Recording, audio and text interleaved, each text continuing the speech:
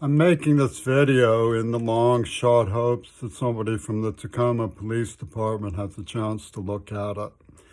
It's my testimony about the circumstances surrounding an apology letter I received from Mayor Peduto of Pittsburgh.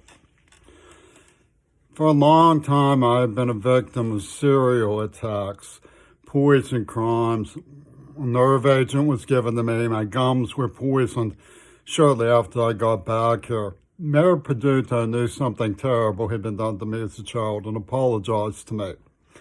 People who try to help me and who support me are always in the minority. And there's nothing I can do about that. I don't know how it happened. It has something to do with the anti-liberal framework that's going around in our politics.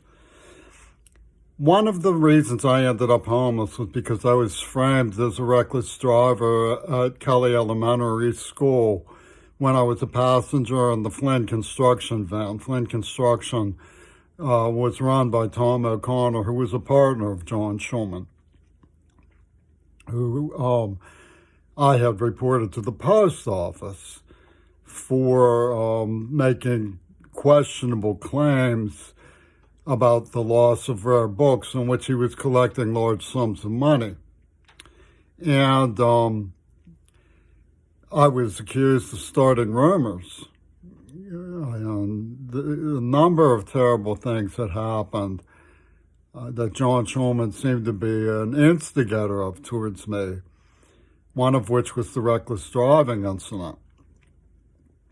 So I wasn't all that surprised when I heard. I was always concerned that what happened to me seemed to be coming from people who were spending exorbitant amounts of money, keeping me homeless, for example, and channeling all sorts of backroom rumors about me my way, forcing me to respond or attacking someone I loved. People who taught me sign language. A girl was raped. Cersei Kennedy was murdered, and they were bragging about it.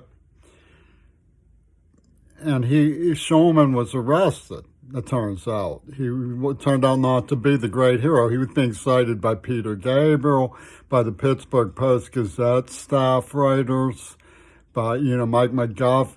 All of them were quoting him, and his party line about me was one that preyed on my difference as a deaf person to make me look stupid.